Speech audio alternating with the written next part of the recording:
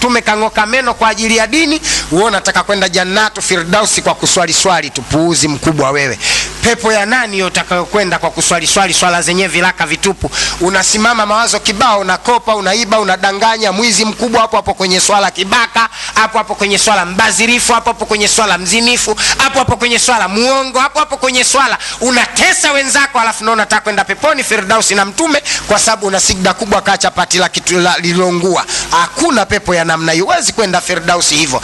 Jannatu Firdausi ni pepo ya juu sana. Watakwenda watu waliojiandaa, wakafanya jitihada, wakakubali kupoteza mali zao na nafsi zao kwa ajili ya Mwenyezi Mungu. Wewe huwezi leo kwenda Firdausi na Hamza bin Abi Talib, huwezi kwenda kule na Hamza aliyekuwa baba mdogo wa mtume, ameingia amepata shida katika vita vya Uhud.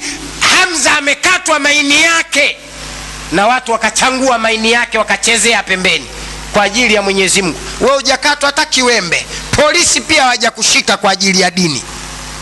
Wewe unataka kwenda peponi kaa bibi harusi tu, eti kwa sababu tu unaswali swali. Pepo ya kuswali swali hakuna, uongo mtupu. Kuna mtu ana haya, ukiswali sana unaenda peponi, mimi ninaitafuta. Hakuna pepo ya hivyo, tusidanganyane. Wewe kama unaona hujapata misukosuko katika dini, kazi yako kuswali swali tu, huna jambo lolote la mali la amali unalolifanya kwa ajili ya kusukuma mbele Uislamu, wewe bwana huna cha kwenda peponi Firdaus. Mungu hawezi kuadhalimu kiasi ambacho akupeleke wewe kama bibi harusi wakati kina Umar wamepigwa mapanga katika swala kwa ajili ya Mwenyezi Mungu. Sote tunajua kwamba Umar bin al-Khattab kapigwa panga katika swala ya alfajiri. Sote tunajua kwamba Uthman bin Affan kapigwa panga katika swala ya alfajiri. Katika swala ya alasiri alikuwa akisoma Qur'ani. Sote tunajua kwamba Ali bin Abi Talib kapigwa panga kwa ajili ya Mwenyezi Mungu. Sote tunajua kwamba wapo maswahaba wameteseka, wamevunjika miguu, wamekatika miguu yao kwa ajili ya Allah, wamekatika mikono yao kwa ajili ya Allah. Mtu yuko vitani anapigana vita, kashika bendera ya Uislamu kushoto, kulia anapanga, anapigana, kafiri anakata mkono wenye ulioshika bendera ya Uislamu.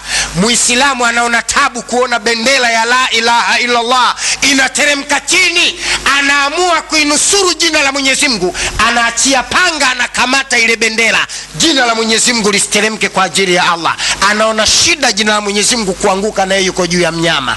Kafiri anatumia nafasi hiyo anakata mkono wa pili.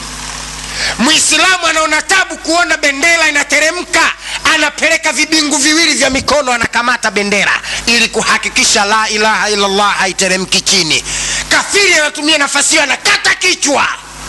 Mtu anakwenda chini ameshikilia vibingu viwili, ameshikilia bendera, anakwenda chini, anapenda Muislamu mwingine anapanda kwa ajili ya kupigana. Unaona mwenzako kesha kufa pale, unashika bendera, naona peleka nafsi yako kwa ajili ya kufa. Huyo aende Firdausi, naona iswali tu msikiti wa Mbuyuni, hujachanjwa hata mimi kiwembe kwa ajili ya Mungu, naona nataka Firdausi.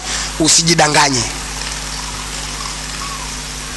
mabwana. Mimi kumuuzia mtu pepo bila sababu siwezi. Si na hiyo pepo, lakini pia naona kumgawia mtu kirahisi ngumu. Maana wapo mashehe wengine yeye kukugawia pepo wala haoni tabu.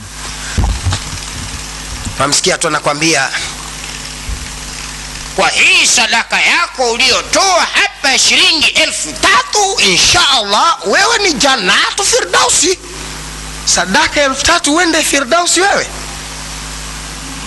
Tunaweza kukuta 3,000 yenyewe imeenda kufanya shughuli ya maulidi. Mfano tunasema, usije ukasema nakataza maulidi, maana watu wengine hawakawiagi. Nimesema mfano tu huo.